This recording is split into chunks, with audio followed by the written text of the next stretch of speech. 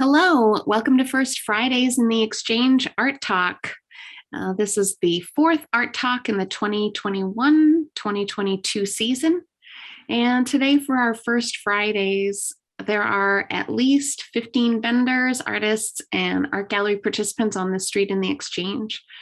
And we post them on our website at www.firstfridayswinnipeg.org. Actually, that's firstfridayswpg.org, and on our socials, including at First Fridays in the Exchange on Facebook.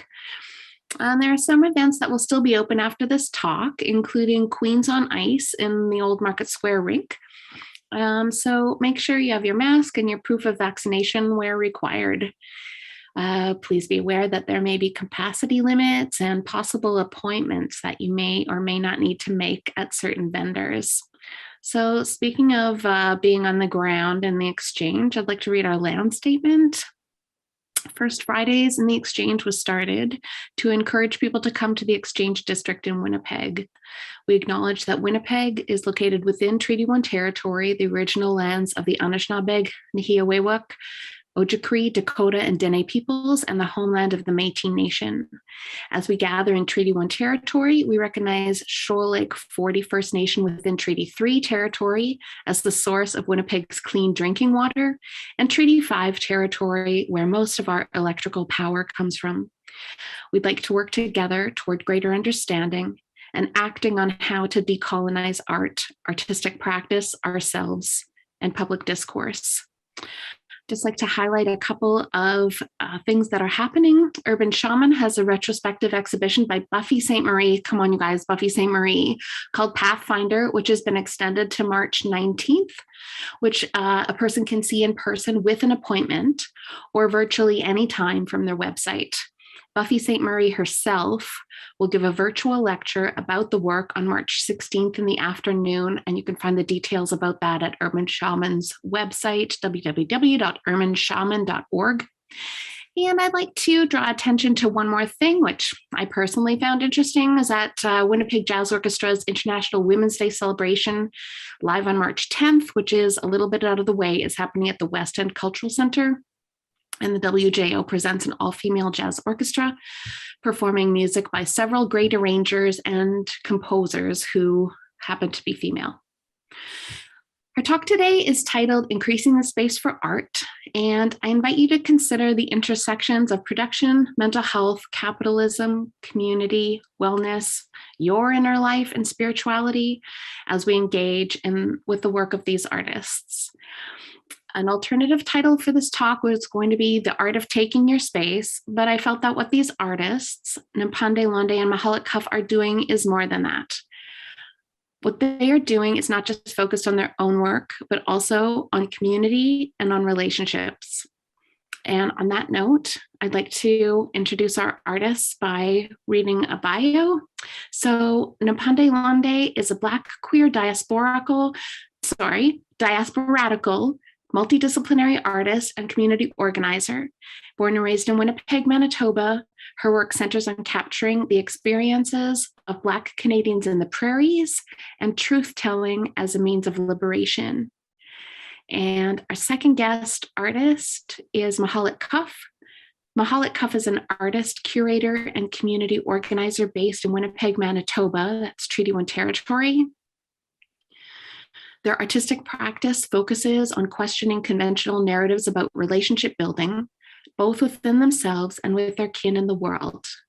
She has curated work for Window Winnipeg, Take Home BIPOC Arts House, Winnipeg Film Group, and V-Tape. Mahlet is the founder of the advocacy and action group, Justice for Black Lives Winnipeg, where she advocates for abolition and safety of all Black people.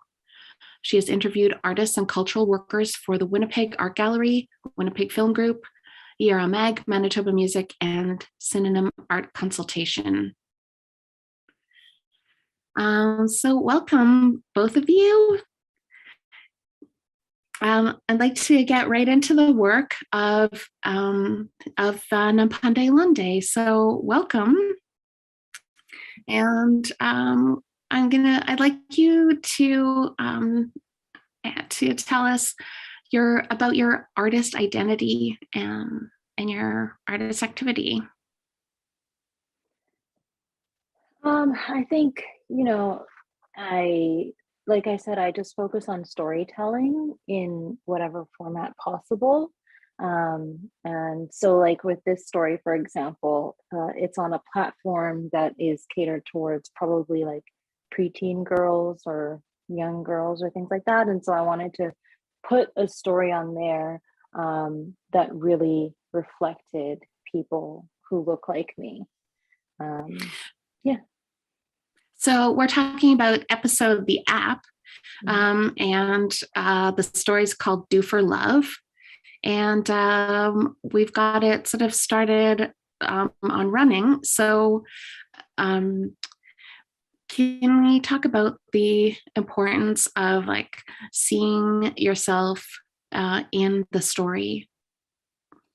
Yeah, so I was spending a lot of time escaping through like mobile phone games. And in this one in particular, it's like a choose your own adventure app. So they have stories that are created, and then people can also create their own stories. But with this one, I wanted to make it because you can usually customize the character to look like you, but these experiences I feel are so rooted in the particular characters that I didn't want to give the player that option. And I really wanted to, I feel like there's a lot of discourse around choice, and that people, especially marginalized people, should just make different choices or better choices. And so I thought this was a really unique platform because it's a choose your own adventure one. And you know, sometimes people will get annoyed with the user created stories if the choices don't branch out enough, and don't seem to like make a difference. But I wanted to show, like with this story, how this narrative of choice is like it's false. A lot of the times, it doesn't really matter which way that you choose if you don't have good choices. So like in the story, as we're watching, we've been introduced to one of the main characters, Wendo. She's a nurse, an immigrant nurse, and she's just been mandated to stay until 3:30 in the morning. And the character had the choice to say, like, to protest or to just, you know, go with it. But, you know, spoiler alert, it doesn't matter either way, she's staying, because that's what it means to be mandated. You know, nurses are among the few positions where, like, if they tell you you can't go home, you can't go home, regardless of, you know, whether you have children or what. So a lot of this story is about exploring how these policies and these positions, especially like nurses, provide so much care, like health care, and how does that affect their relationships with their family members and how they're able to care for their family members. So if you're watching the video on screen, we're getting the backstory of Luendo, and we see how she had her baby and she was really excited for her husband and her baby to move to America, but things fell through with her husband's program. So now she's being offered an opportunity to go to Canada through the live-in caregiver program because she's a nurse. And she's dealing with having to separate from her from her family during the time that she's going to try to, you know, in this case, it's like she's making the right choice, right? She's choosing more economic opportunity, but it's a hard choice. It's a terrible choice, you know. Mm-hmm. And we see her. Oh, sorry. No, go ahead. Well, I guess I'll just say, like, I noticed also that in playing other things on the app, like there is I might like want to make a certain choice, but I had to pay for that choice. I had to like, and it's like spend, you know, these gems to make this choice, but I didn't have those gems. Like I hadn't earned those gems, and that was far away. And so it was also part of that false narrative where like you could make a certain choice if you're in a certain position, but if you're not in that position, you can't. I'm just like noticing that Wendo is jumping up and down in that super joyful way in the video game. And she's just going to say, like, after 6 years of working in Canada, then she finally gets to bring her family there. Yeah. So the way the story plays out is there's 3 chapters, and the first chapter is entirely from the mom's perspective, and then the second chapter is entirely from her daughter's perspective, because I wanted to show how they, because of the way that they each grew up, like they are living in the same house but actually have 2 completely different realities. And so this story, we get a lot of her background. We see, you know, the struggle, the process of trying to immigrate and trying to, like, even though she's a nurse and that's why she was allowed to come here, she isn't allowed to practice as a nurse. So all the struggles that she went through, all the hoops that she went through. This scene is, you know, showing her relationship with her daughter who has just hit puberty, which is such a fun time. And they are arguing, and you know, she's dealing with all this stuff at work, and she's also dealing with, you know, feeling like she can't be the mother that she wants to be because she's constantly clashing with her daughter. Yeah, so then now she's talking to her friend, and they're talking about, and you know, I started writing this story in like April 2020. So the pandemic, as we know it, wasn't even a thing yet. We still thought at that point, if you remember, it would only be 4 months. So all of this discussion of the changes that are happening in the hospitals and the mandatory overtime, like this was already well in place before the pandemic. And in this story, you see how it's already ruining, or it's putting a lot of pressure on her relationship with her family before COVID even comes into the picture. You know, here she's just getting home and trying to interact with her daughter, who's interacting with her phone, but you know, she's mostly just like running through the checklist of like, have you done your homework? Have you done this? And she's talking about how the constant, like the workload is causing, you know, physical illness symptoms, and these animations are kind of hilarious, but she has like a brief moment of joy as she's taking off her uniform, which we all know that feeling. And then just like passes out face down on the bed. And it says, Yeah. Then came COVID-19. So That now, image of her face down on the bed, that was so poignant for me. I was like, oh my God, that's like just so expressive of the exhaustion. yeah. So then here we have another argument with her and her daughter, or spoiler alert. I mean, so far it's not an argument, but it's going there. And I wanted to put a lot of things in here that are really familiar to people with this experience. So, you know, her daughter came in and she's like, what is it? And she's rolling her eyes. And the mom is thinking to herself, like, I can't believe this daughter of mine is so disrespectful. And she's like, you need to sit down. Like, why are you standing up trying to talk to me? And if you know, you know. So they're just talking about how, you know, Luendo wants them to follow social distance guidelines in the house, and you know, she's not going to be able to go out, and her daughter wants to go stay with her friend. She also calls her friend's parent by their first name, which again, if you know, you know why that is bold.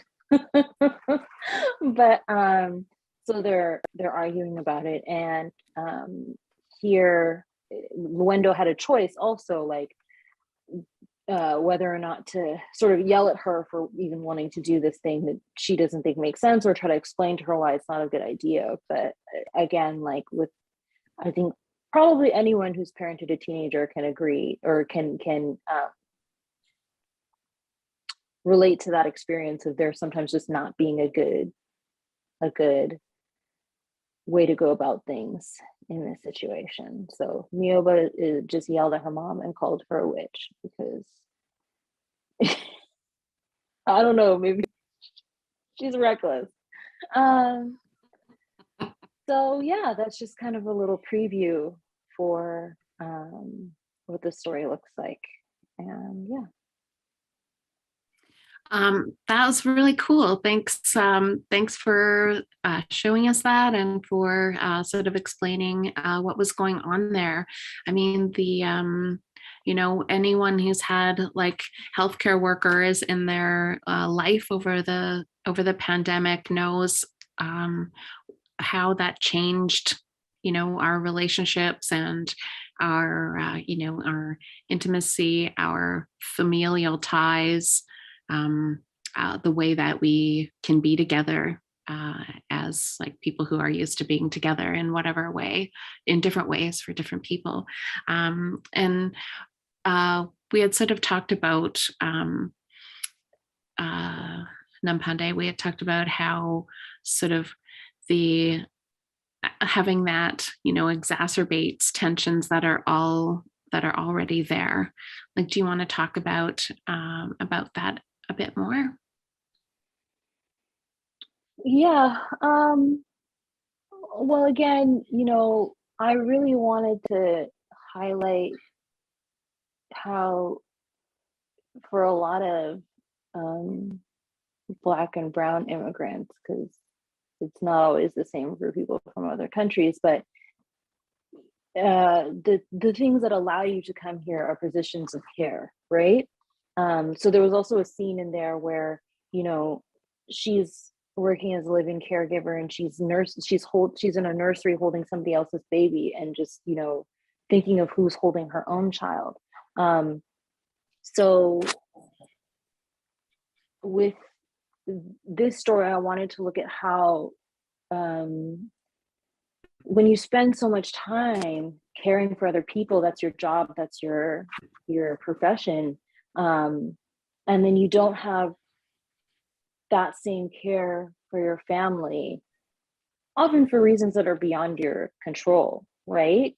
In terms of the demands of the job, how that affects families, how that affects relationships. We talk about intergenerational trauma a lot, and I just thought that was a good window into that for me, because the topic around the project was supposed to be care, so that's kind of the angle I wanted to take with it. Awesome. I was kind of struck in the video at the part where the window's jumping up and down, and it's like, yay, 6 years have passed and now I can bring my family here. And it's like, what? 6 years is it's incredible, and then in the video, the next scene is her daughter, her seeing her daughter after 6 years, and her daughter is, kindergarten, grade 1 age, and they're trying to make a go of their relationship and get to know each other. Yeah, and her daughter doesn't know her, and her daughter rejects her as a mother and says, you're not my mom. So there's a lot there. Yeah, it's heavy. So the app does use really simple animation. Can you talk about what parts of the animation is under your control, and what are some of the visual elements that you of what was in your control that you really thought was important to highlight in this story? So you can kind of there's a bunch of sort of different backgrounds. So you can choose from different backgrounds, sets, essentially. You can choose different outfits. You can choose, you kind of have a few choices for maybe face and facial features, and there's different skin colors and hair colors and stuff like that. And then for the animations, there's just a bunch of different set ones. So that was, for me, a big struggle sometimes, because maybe the scene was going to play out a certain way in my head, but then I couldn't find a good hospital background, or and I mean, it's a whole community, so sometimes if you can't find it on the site, you can go other places and find people who've created custom things for the backgrounds particularly, but not so much for the actual the people, the characters. But yeah, it was an interesting way to create, and a fun way to create, because sometimes it was restricting, but in some ways it's kind of working within those limits can push your creativity as well. But it's funny that you love that jumping up and down scene so much, because to me, that's one of the animations that was kind of cheesy, and you only have a handful of animations. There's maybe 5 or 6 for them talking in an angry way. So if you have a whole argument, I'm like trying to figure out how to layer it so it looks natural and not just, you know, really robotic and weird. Also the dancing animations are ridiculous. Yeah, it's fun, it's interesting. Or sometimes they're labeled as something and I'm like, that doesn't read that way to me. So I kind of had to just go through and get familiar with all of them and then figure out how to make it look like something. When you said that, I was like, oh, I guess like the jumping up and down, like could somebody use that for like being angry, like for like a, you know, like stamping your foot or angry argument? But I do like it as joyful. And even if it's cheesy, I think that's why I like it, because it's just so like if a person was going to do that, it's very joyful. Like if you're going to actually do that, like, oh my goodness, you are really energized by the joy in your body. You know? Yeah, and I mean, anyway. As much as I was like, oh, it's so cheesy, I do remember those moments like from my childhood where, you know, there are so many challenges that when you get past an obstacle, like seeing adults express joy in that, like literally in that kind of way. And everyone's like, you know, so it was authentic, but there's other stuff that just looks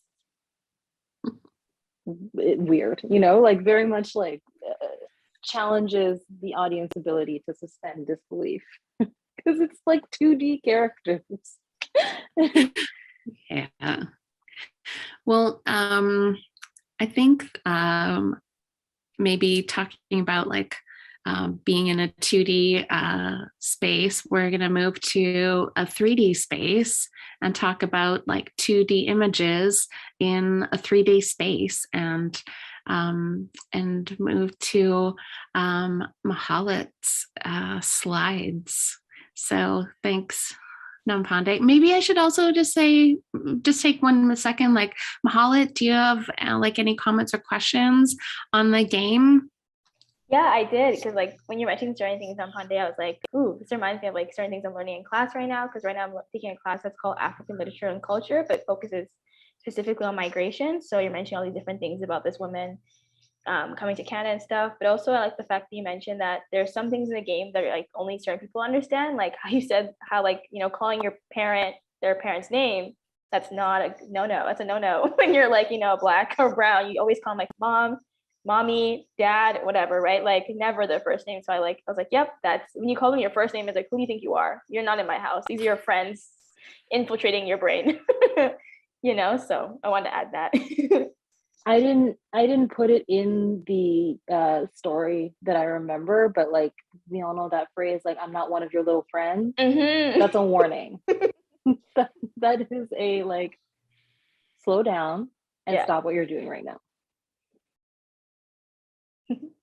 Yeah, totally. It was interesting to watch, and like I've before we even went on this call, Süss was asking me like, oh, have you played this type of games before? And I never played it, but now I'm like, I'm gonna play this game because it's like it's real life, right? Essentially, right? But at the same time, it's still playing this game that no matter what choice you have, as you mentioned before, it's still gonna end up whatever, right? There's no good or bad. Essentially, it's whatever works for you, I guess. But yeah, super great game, super interesting.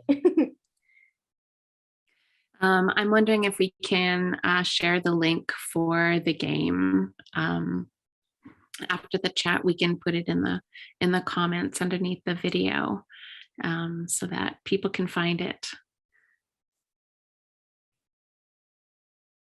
Can we do that, Nampande? Like, yes, after this chat is over? Okay. Yeah, I'm gonna copy right now. Oh, amazing.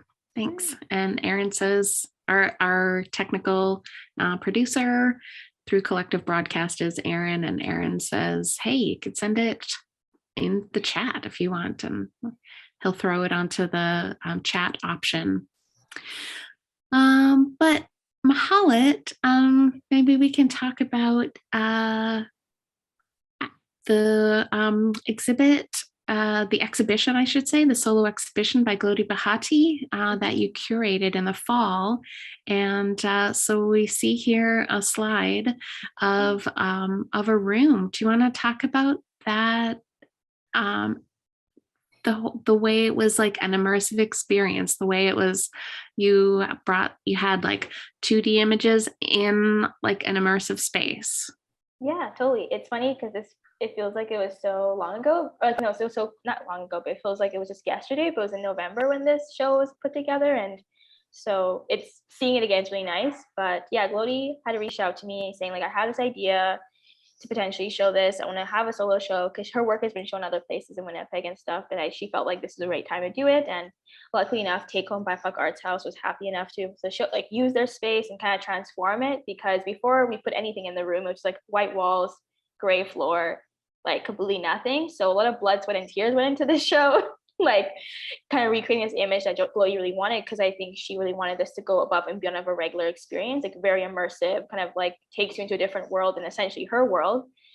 So the different details, like as a photo that's kind of playing back and forth, like the one that I kind of want to mention or specifically focus on is the one where the bed is in there. And the reason for the bed is because Glody kind of wanted to recreate her room, and this idea of feeling alone and isolated, like having this 2 a.m. like lonely, sad girl hours of just feeling like in your feelings, but feeling okay with it and be like, yes, I'm gonna embrace this moment. Because for Glody, when we had conversation about the show, she really wanted to kind of show a different side of herself and kind of be very vulnerable and express those emotions, because as we all know, like with the pandemic, it's given us a chance to feel more vulnerable in a collective way. So it was just kind of like her way to show the community and also, you know, showed herself that she's willing to be vulnerable in this space. And yeah, there's different elements in that room that were hers. So like the bed was hers, like, and like not the bed wasn't hers, sorry. The bed frame was her actual bed frame that she didn't sleep on for a couple months because she's like, this is the show. And then also for like the set design, her sister, who's this amazing like set designer, so she brought a bunch of the furniture in. And then the typewriter is her. She had a couple like sentiments of her room, like a begonia album that was really personal to her and like made her feel, you know, all the feelings and kind of she related to a lot. And basically recreating her room in this huge, bigger room. And then photographs are really beautiful. So the model in the photo is Candace, and she's a local nail stylist, like nail technician, and has, I think the brand is called Color Me Candy. So if you want to get fake nails somewhere, you should. And yeah, so the way Glody went about it in terms of working with Candace is that she said that she had seen Candace on Instagram and like looked at her eyes, and her eyes was kind of what drew her in and was like, this person has to be the person that I model for this project. So it was basically just like her setting up this conversation with Candace and having this photo shoot, and all the different things like that Glody puts into her work is really like intentional and very like specific. So it's down to the makeup, down to the outfit, the lighting and everything. Like Glody's very intentional about that, and it was really great to work with her, and because she really knows what she wants. She's like, and she's very like aware of what she wants and how she wants to be perceived as well. And I think for myself as a curator, it's my job to make sure whatever the artist wants, I can do the best of my abilities, because at the end of the day, it's about their work and the way they're going to be perceived to the public and they're perceived as an artist. So it's really great to know how like Glody is so into the work, and also at the same time like all the techniques is like all in camera as well. So like the lighting and stuff like that, the ways, I think there's maybe not an image of the one where it's like multiple faces, but in the show there was a photograph with multiple faces, and people thought like she was adding different techniques. Like no, it was all in camera. So she really has this capability of just like honing her skill and like knowing what she wants and just like doing it the best of her abilities. And even like when people saw the show, they're like, oh, is it different people? It's like, nope, it's one person. And people are like, what? It feels like a different person you're looking at each time, because there's different emotions that are being invoked, right? Like her, like this one is like my favorite one. And like putting it up was so fun because like looks like she's staring deep into your eyes, like you're in this moment with this person. So yeah, it was super fun and really collaborative between me and Glody, and just be able to like put this experience together for other people. And I think a lot of people were able to relate to it because there's also music at the same time. So when you walk in the space, Glody had this personal playlist that she put together to kind of even like heighten those emotions of like vulnerability and sadness and isolation and whatever else. So it just made this very immersive experience that I think she was able to recreate very well. What I'm so curious as to what was on the playlist what was on the playlist? And how long was the playlist? Like, did you have a 30-minute, 45-minute, 15-minute? Like, how long was your playlist? I think her playlist was like an hour long because each like the interims for each like appointment was maybe like 30 minutes the most, depending on like how many appointments were that day. Sometimes people could be in there long just because there's no other appointments, but I think the playlist was an hour long. It had like a lot of Begonia, who's a local artist here in Winnipeg, and then also some Sampha, Solange, which Lodi was heavily inspired by as well, like her latest song, just latest album. If I can't remember the name of it, I can't at the moment, but people probably know it. And then, yeah, like a lot of just, who else is there? Sampha, Solange, Begonia, a couple other artists I wasn't aware of, but it's just kind of like these like moody songs. Yeah. I love that Sampha song, and it kind of reminds me, like it makes me think, oh, this might fit like No One Knows Me, like the piano in my mother's home. Yeah, that one was the one. That was the one I was playing on the playlist, so you knew it immediately. I mean, I learned to play it for our music therapy workshop when I was in school. Oh, nice. So yeah, it's great. And as a musician, that's sort of how I get to know songs, is like repeat one until you can do it, you know. Right. But so I'm glad it was the one. So one of the things that like in Glody Bahati's like write up of the like her personal artist statement was sort of like the idea of like inviting sadness in, and I immediately thought of like Rumi's poem The Guest House, where like, you know, the different emotions come to your door and you just like invite them in, and you know, you welcome them, and can you, it's, yeah, it kind of reminded me of that, like just the acknowledging the deep emotion and acknowledging the sadness, and then showing where it happens, you know, like sadness happens here, has happened here. Right. You know? No, it's like, I didn't know that about like a Rumi poem, right? But just, I think one thing that was really amazing to see too, like I didn't know Glody was an amazing, like such a great writer before I like to work with her.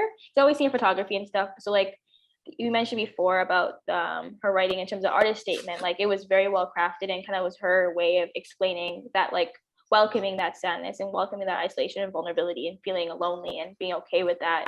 So I think for like to watch someone write this like excerpt of how they felt and able to like apply it to also the photographs at the same time, it just made it all come together really well. Because I think sometimes when you're trying to, you can explain something through photos, but I think sometimes having the writing along with it gives that another sense of like storytelling, another sense of just like to people kind of get a sense of what's going on in your head, which I think she wanted to do, and being able to work through that with her. And like even I can even say like an excerpt of a little bit of it, because she says at the end of like the statement, like to paraphrase the words of Solange, "This is me lifting the veil. I'm ready to be seen. Can you see me now?" And I think that like says a lot in terms of what she's trying to portray to the audience, and like lifting this veil about herself that she hasn't really done in the past, and taking her work to a different level and challenging herself as well, I think was something that she had mentioned, just wanting to go above what she's done before, but also just being very vulnerable and like putting the work into her perspective, you know. And also the sense of otherness as well. I think that was super keen in the show, like this, what is otherness and what is othering someone else, you know, and being within otherness. So yeah. Well, I think I mean, you know, within otherness, like just the title has the two vectors. I sometimes think of things in directionality like that, like, you know, with the going in and the going out, and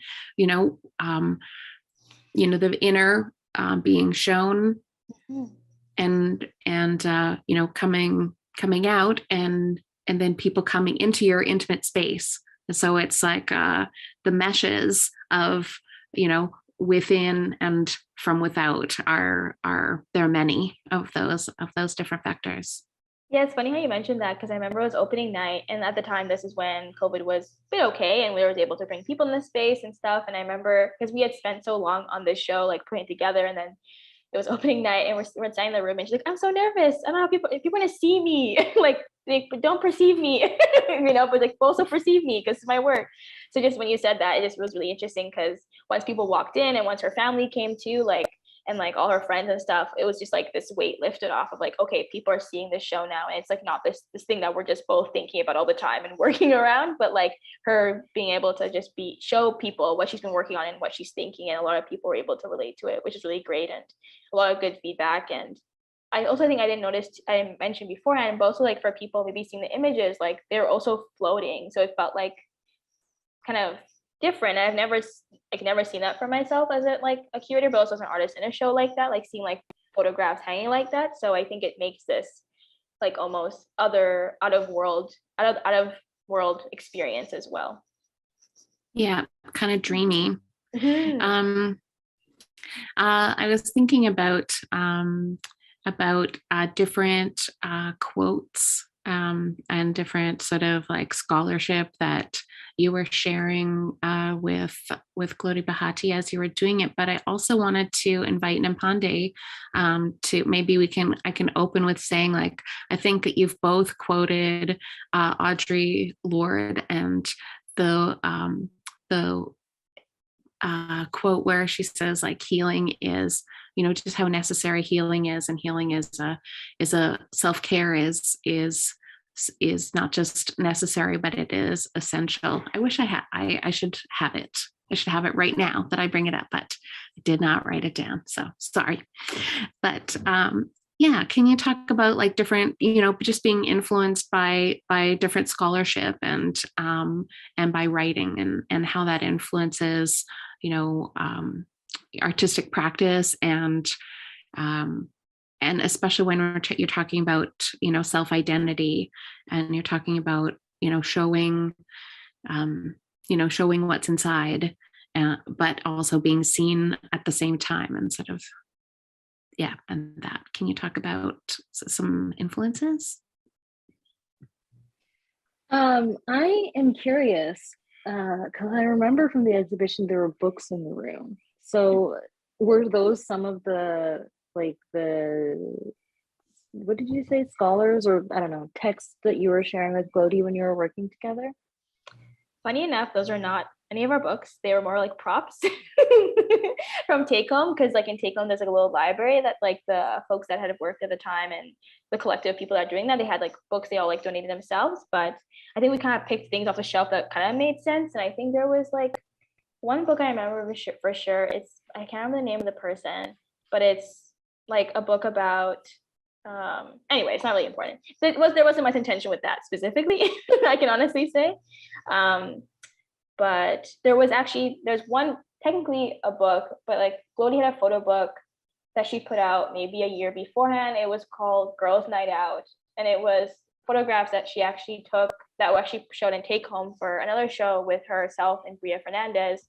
And that photo book just like shows like her friends, like close friends of hers, just like having a fun time, and they all have to be also be women, of like Black women, and just having like this fun time in like one of their friends' basements and like riding bikes and stuff. So I think that book was so cute to see, because I never saw like the book in real life. I only see the photos online or through like conversations with her and stuff. So to have that element of herself in it was really cool. And but at the same time, it's like you wouldn't have guessed it's her book. You would have just guessed like, oh, this really cool photo book of all these like beautiful Black women, by her bed, like by the bedside of the bed. So yeah. Did I answer the question? I don't think. Oh, scholars. Like James, like we were chatting, you're like, oh, yeah. Bell Hooks, James Baldwin, Audre Lorde. Yeah, something I've learned for myself in my own artistic practice and through mentorship, which I try my best to like also tell people. Like for the longest time, I was like, oh, research doesn't mean anything. Just have an idea and pop it out. But I think sometimes it's great to have influences and to have like text or things to kind of, validate your ideas and kind of, but at the same time, you can do whatever you want. But I think sometimes research is really helpful, and having quotes by other folks, especially when you're feeling so like, are these things all just in my head? All these ideas I have. So like having text like Bell Hooks or James Baldwin. So through my conversation with Glody and trying to help her also put together this artist statement, I kind of sent her quotes about loneliness or isolation, and kind of gave her a sense of just kind of putting more words into what she's trying to say and having context. So I think it's always great to just like have books, or even just like searching online. Like I would just type in like James Baldwin quotes about loneliness, and you just have like this huge list you kind of sift through, and it helps, I think, sometimes just to kind of put your ideas into perspective. And also giving thanks, I think, to the people that came before us, because I think as artists too, we can't pretend like, oh, well, I came with this idea today. It's like, no, you didn't. Like, there's other people behind before you. There's no way. You can't be that. I mean, you could be that brilliant, but it's good to always just give like people their flowers, essentially, right? So yeah. Yeah, that's a nice way of putting it.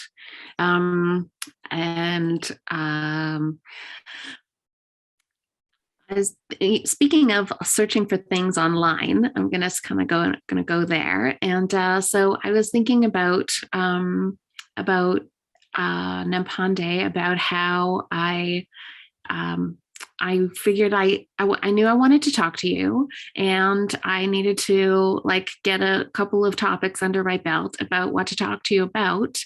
And we had gone to this online version of like a public art event called Shimby Fun Time.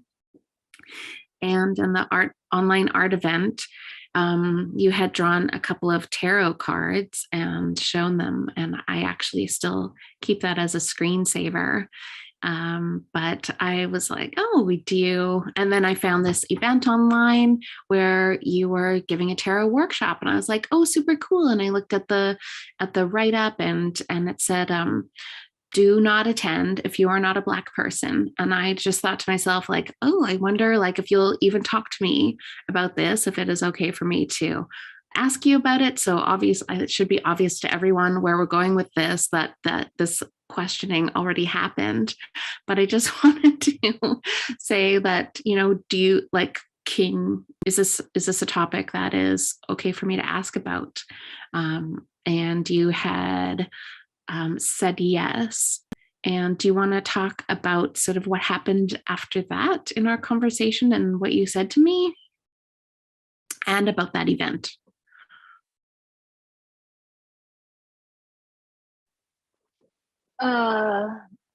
Yeah, okay. I will get there, but I'm gonna go back a little bit just quickly to talk about, I feel like what struck me so much about the exhibition was, yeah, that feeling of like getting to see behind the curtain, because when you're an artist or community worker or some sort of public figure, it's like it sometimes feels like all of your importance, all of your stock is in like your work and what you produce and what you put out. And so what I loved about that exhibition was, like you said, it was so familiar to so many people that, 1 a.m., 2 a.m., the sad girl hours. And I feel like it just, when we're talking about our influences and stuff, it's like that's so often the side of other artists that we don't get to see, like all of the, I'm sure, especially these days, there's so with like, Instagram grind culture and stuff, there's so much focus on like, I have my writing practice and every morning I get up at 5 a.m. and there are the writers who do that and they've been very, good for them. Yay. I'm excited. But like there's a lot of people who it's like, the work gets done at 1 a.m. or 2 a.m. or actually it doesn't, like 1 a.m. and 2 a.m. are the times that it's like the sadness comes out at that hour, and all the other feelings that you don't feel during the day because you're just caffeinated or whatever your equivalent of trying to be productive is.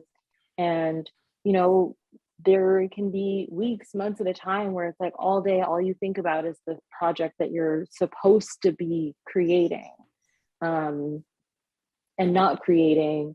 And that 1, 2 o'clock, 3 o'clock, whatever, is like that time where you get to just be.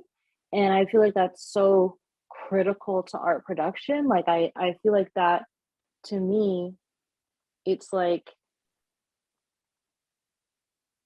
it's the incubation period. It's part of the art production, but it's the part that you never get to see and that a lot of us don't even acknowledge as being part of the process. So moving back into like, tarot and that Shimby Fun Time, Yeah, I think for me, tarot was something that was really tied into self-care. And so the tarot workshop that I did was there was one in summer 2020, and then I think one in fall 2021. And it came out of some of the activism work that I was doing around the time, or about with the Black Lives Matter uprisings, and just wanting to remind, like, to hold space for other Black people, for us to really tap into, like, there's kind of that pressure with activism and organizing as well, where it's all about what you do, and for others, or in public, or with other people. And for me, part of activism, I mean, it's just an embodiment of the Audre Lorde quote that none of us, I guess, are going to pull. So, like, we can't call it a quote because we're not quoting her, but it's like yeah, there's that part, like, that taking care of yourself is like, that's also the work. On Instagram there's the Nap Ministry, which is also like an account that there's just so much there, but about how rest is so integral to activism work, because to me it's like white domination and white terrorism and all these oppressive forces are trying to dehumanize Black and brown people. And when you take care of yourself, when you take care of your body, when you take care of your physical, individual, spiritual needs, that is working against that, right? Because it's a reminder to yourself, and that's important, right? Like, you need to remind yourself, like, I am a human, and as a human, like, I need this, so yeah, anyway, I can't even remember how I ended up pulling cards at Shindy Fun Time. I don't know what was happening that day, but I felt like it, and it was fun. It brings up, the point of, like, what is, the right to rest. Like, everyone has the right to rest. And I think, like, I'll just sort of summarize that, I'll just summarize that. I asked you, can we talk about this? You said yes, and here's the video. So maybe we could see that video of you doing a tarot reading. Could we do that, Nampande? Sure, yeah. And the new moon is a perfect time for setting intentions. So we want to look at what is influencing you from your past, what is happening in your present, and where are you heading towards, and how can you factor all three of those things in when you are setting your intentions for this moon cycle. So the card that we have in the position of the past is Temperance. So I'm just going to hold that up to the camera here so you can get a good look at it. It's a beautiful card, and it's really all about balance. So this card is calling you to look at your life and look at either areas where there is balance or where you might be lacking balance, where you can use more balance, and how that's affected you in the past. For example, for me, I am recording this podcast at 6 p.m. the weekend before I want to release it. I wanted to record it a lot earlier, but I ran into a lot of blockages, and I'm super proud of myself for just sticking with it and recording anyway. But I know that a lot of the times I put things off until the last minute, or I drag them out, and I was talking with somebody about how that can be a form of being addicted to chaos, right? Because it causes stress, it causes anxiety, and you can feel like, okay, this is what I need in order to accomplish something. I need that rush of adrenaline, I need that hit of energy. But you know, this card is asking you, is there another way that you can do that? Is there another way that you can prepare yourself that feels more comfortable and feels more maybe loving, you know, and just being more gentle. So that's what I'm taking from this, is to look at, okay, I've come as far as I have, but in what ways have I been moving in a way that is sustainable, you know? Which brings us to the next card, which is the present, which is the Rider in reverse. So this card in other decks would be called the Chariot. This is card number 7. This is also Major Arcana. So these first two are like really long-term themes. They're probably going to carry out throughout the whole moon cycle. This card is about action. It's about, okay, you've got your vision, you know where you want to go, and you are moving, you are rolling, you are running. I said I wasn't going to clap, I just did. I promise I'll do better. But yeah, it's about taking action towards the things that you want and the goals that you have. So because the card is in reverse, it's asking you to really, really reflect on what are you taking action on, why, and how. I forget every time how tarot cards just will read you for fill.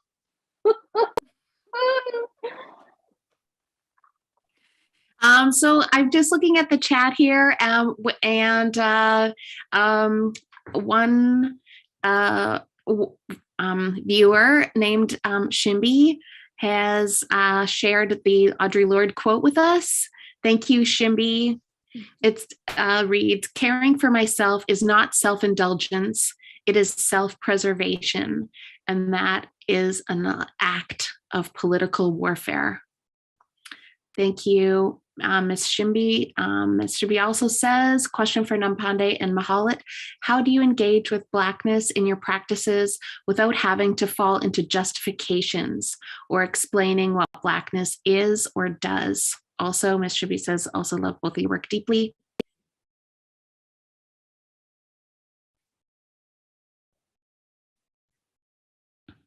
I guess I can answer it first, and then Nampande, you want to go?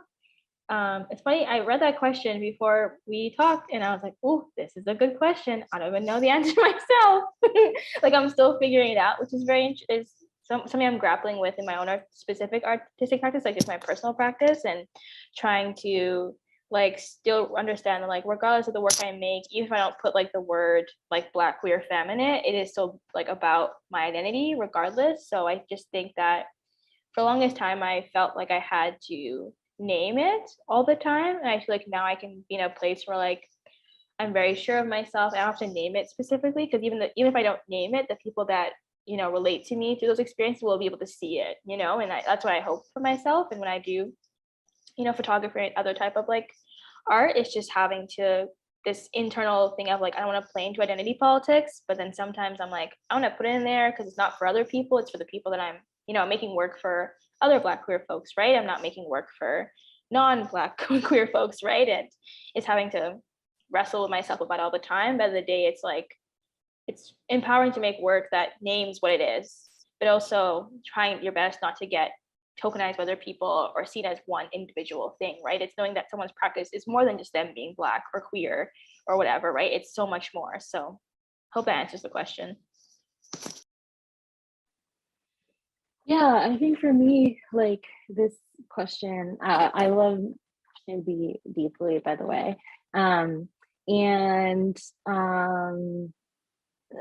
It made me think of when we were talking about influences and we were talking about people who came before us and laid the groundwork. Toni Morrison. I can't remember if it was like a video that I saw or how I came across her talking about this, but you know, she talked a lot about how she was writing stories for Black people and she was unapologetic about it, like about Black people for Black people, and she was like, that doesn't make me any less great of a writer. If you've read her books, you know that's nothing but the truth. So I think that is really like informing where I'm at right now, is just really wanting to make stories that are so specific to like my experience, and that people who have that same experience will understand without it needing like that shorthand, right? Like that's why I put things like that in the story that like are not explicit necessarily, but that other people will really, really feel and understand. Yeah. Thank you so much. We just have a few more minutes. We have 5 more minutes. So I'm just want to cut straight to sort of, I'm just going to say the title of it. Black horror is the theme in March of the films at CINEMATHEQUE, which were curated by Mahlet. So do you want to talk? Maybe this is a rolling into this topic. Is it? It could be. I'm really curious about Nampande's like thoughts around Black horror and stuff too. So yeah. Yeah. I feel like it's rolling into this topic because I am curious to hear you talk about curation, and because I think you're kind of focusing on that at the moment.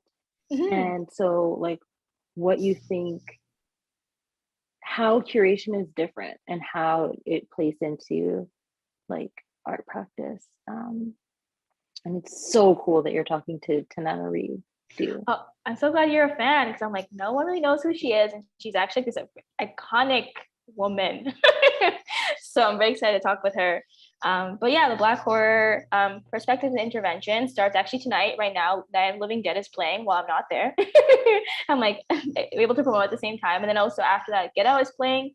And then we also have Jen Hess, the original Candyman,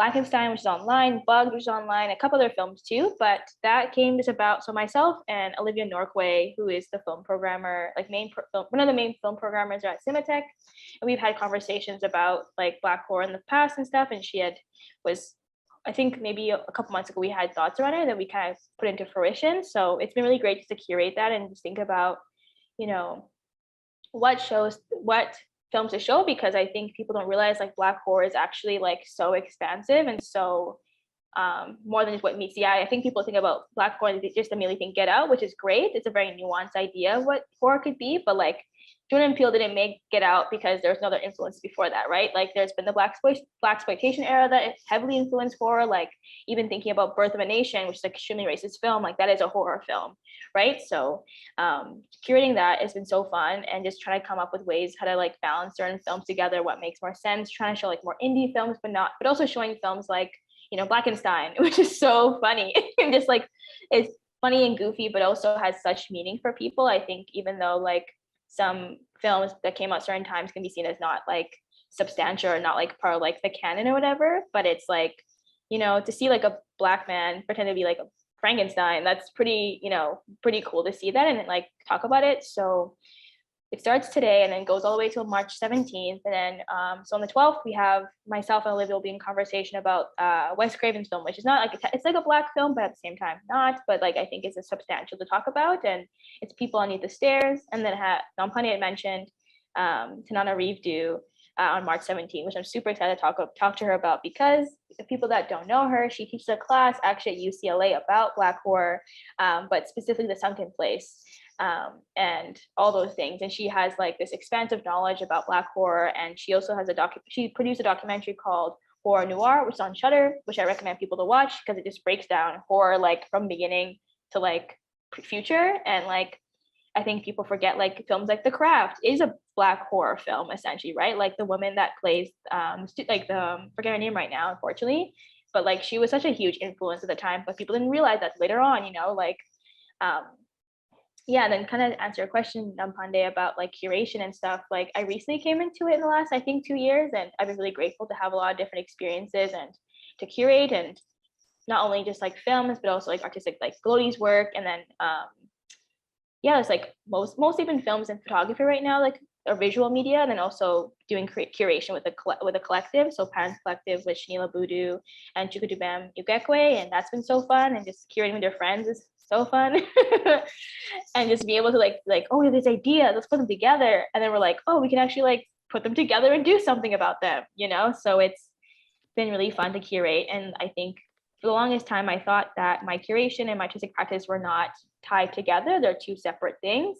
And then luckily enough, I had a mentor at the time, and she was like, everything you do is intertwined, whether you think it or not, because the way you put care into your own work is what you put care into curation, right? So, or even in community organizing, to think about all the things that I do, right? So it's never a singularity thing for me specifically. Everything is intertwined, and it makes me curation. It will, you know, influence my artistic practice and community organizing, how am I able to be in relationship with people. And it makes, I think curation is just so fun, because you just have these ideas and like, let's put them together, and like, or help someone, you know, has this idea, but they're like, oh, I don't know how to like, you know, put together, and like I can give some tips and stuff. And we're kind of, it's, I think curation is also just very collaborative, and it's never just about me, or the like about, it's never about me. Yeah, it's never about me. It's only about the artist. I'm just there. I'm just the hands and the people that move the things and have the resources. But yeah. Just gonna read a couple things from the chat, and Shimby also shared this great quote with us, another great quote, which said, "I'm writing for Black people. I don't have to apologize." Sorry, this is in quotes. "I'm writing for Black people. I don't have to apologize." By Gonpola. Gonpola said that, and just gonna interject I think another. that's the Toni Morrison quote. I think Gonpola is somebody else who had a message, but the messages are retracted. Oh. Yeah. Great. Thank you. And I'm also just going to say that the NAP ministry you talked about was TRICIA HERSEY, who actually calls herself the NAP bishop, when we were talking about the right to rest. But I just wanted to say we can go overtime a little bit, so I just really wanted, Nampande, do you want to respond to what Mahlet said about curating? We have time.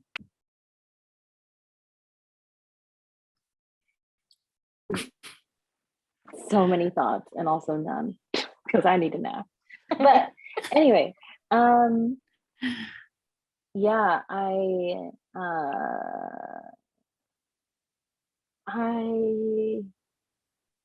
don't know.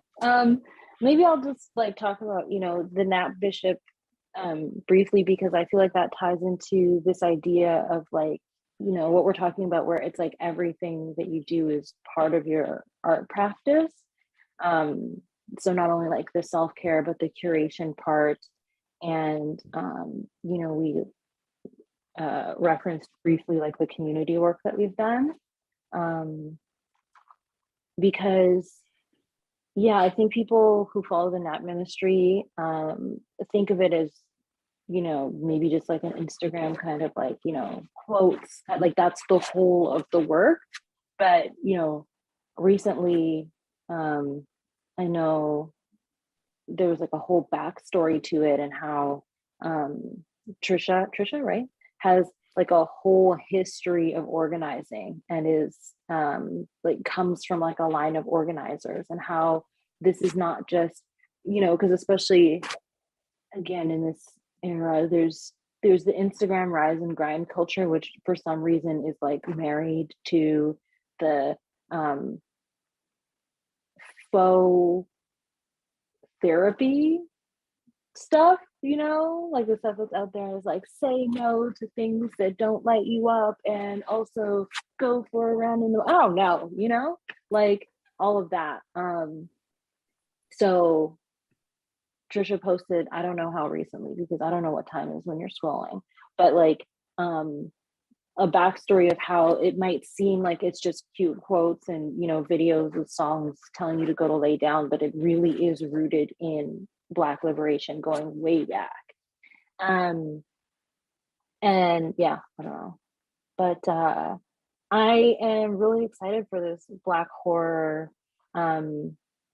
series. I don't even know, like I don't know what I know. I just know that I'm excited. Like horror is such an interesting genre because of how much it reveals about what we think about, like, there's just it's such a rich text, I think. Yeah. I'm just feeling things right now. That's it. No, I love that, because like I think the longest, I think maybe after getting to know more about like TANANARIVE DUE's work, and also just like thinking about Black horror, it's like, oh, horror belongs to Black people. Hey, like we've like completely, it's been completely whitewashed, and it's always like a stereotype of like the first person that's murdered in a movie is a Black person, right? But it's like thinking about how things reveal themselves, right? And the truth, and like, you know, like certain circumstances that we're in, or certain like, you know, situations that we're in, it's like, oh, this is horror, you know, like even, you know, when you're being called the wrong name constantly, you know, like when someone that's horrific.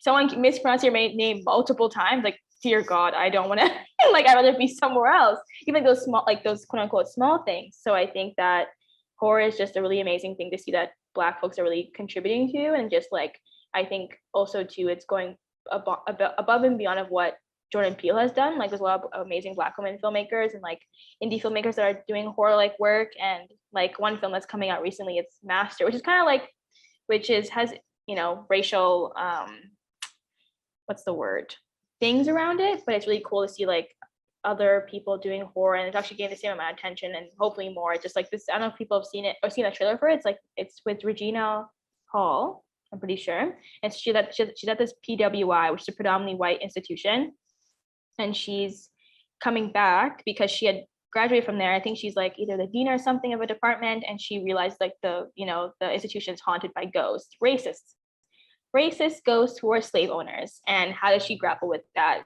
working for an institution that is technically not aligned with who she is as a person, like a Black woman specifically. So horror is so fun. And I hope, Nampande, which films do you want to see? I'm curious, what are your thoughts? What do you want to see? I'm literally just trying to find, do we have a link? Can somebody post it? I can post a link. Yeah, because I think for me, like what started to get me interested in horror was, I don't know, yeah, just like realizing the texts like behind stuff, and like coming into the conclusion, and like, because I guess I had started to learn that like original depictions of vampires and zombies were meant to be like Black people, because that was like white people's greatest fear, was like Black people would like rise up and whatever. And if you think about it, there's so much there too, because vampires are so cool. I mean, not in Twilight, but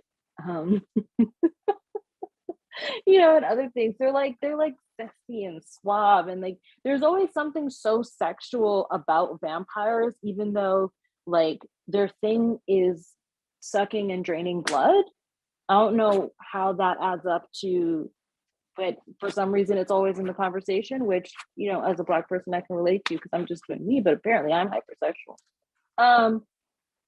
So yeah, and I just, when I first started having those conversations, and what is Night of the Living Dead, is that one of like the big first zombie movies?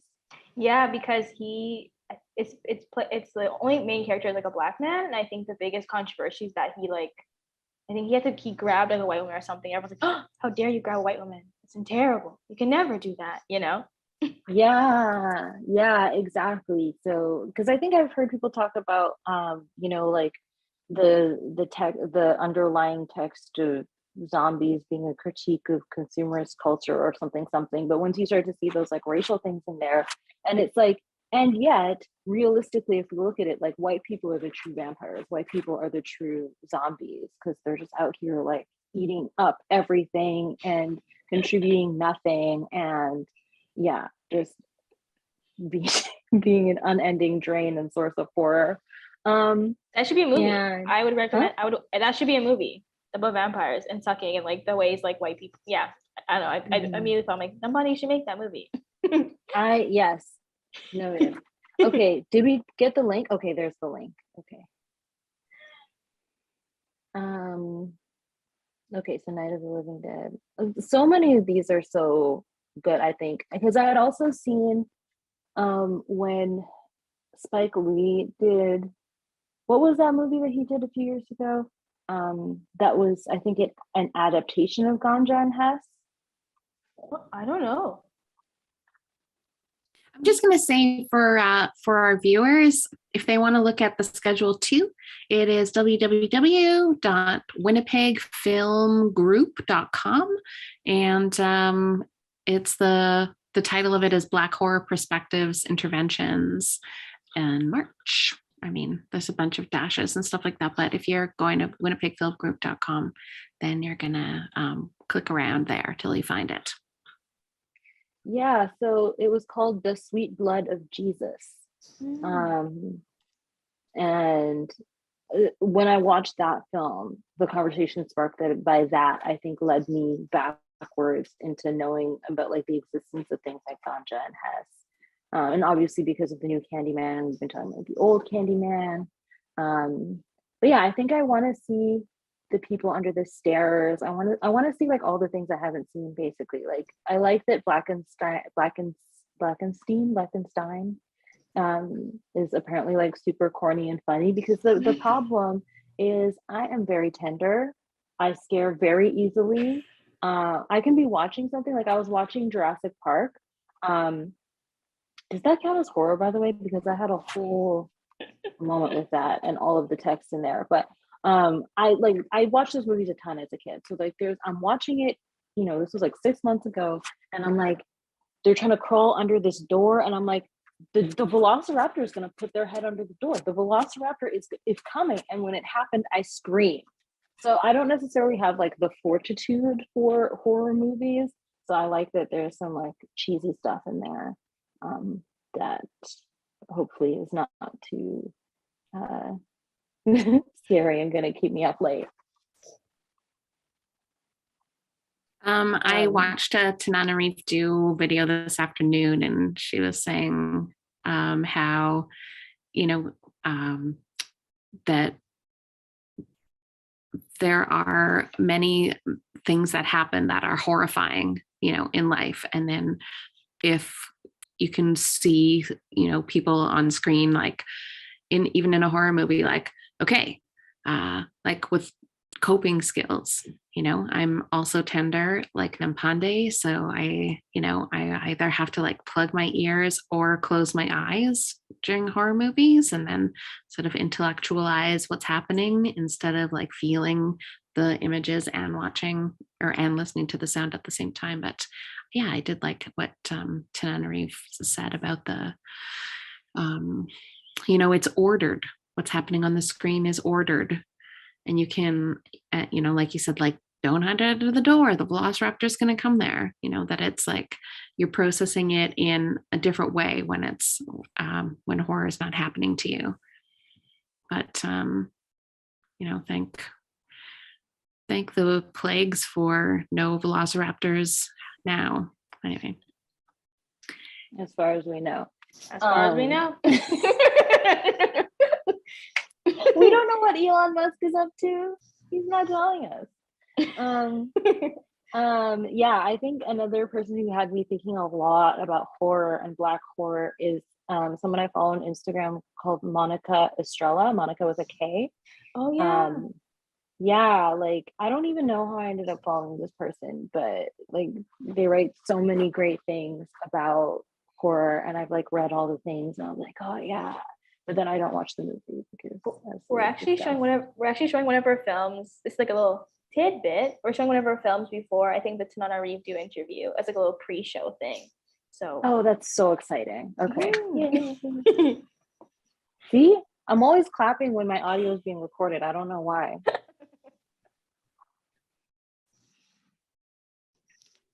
Nice. Well, I'm gonna say thank you. I think we're gonna start to close off our chat today.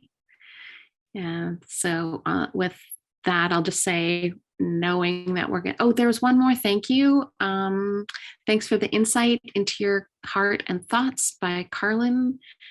And did you, either of you or both of you want to say any final things?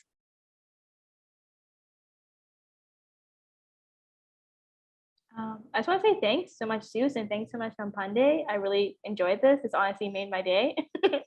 And being able to be in conversation and talk about art and our thoughts. And you know, all the things. And I get to kind of get to know more about your work, Nampande, because I've followed you for a little while, and I'm like, oh, she does such cool work. Because I remember you did the thing for Windex and watching that, and I was like, oh my God, that was so fun. So it's nice, like, it's nice to get a chance to talk with you and like discuss the things. And I hope we're able to, I mean, we will, because you know, we're doing stuff together for the future, but I mean, like, be able to have conversations like this again, it'd be really great. And thanks so much, Süss, for, you know, doing this and putting this together. I really appreciate it. And the First Friday folks too.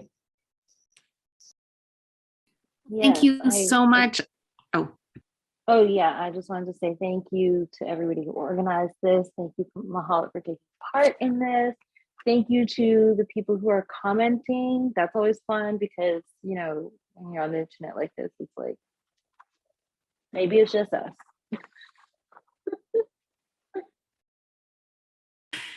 There are two final comments. Carlin says, like how you're just really speaking beyond a script. And Gunpola says, thank you all, take care, sending love from Lethbridge. That's pretty fun, Lethbridge.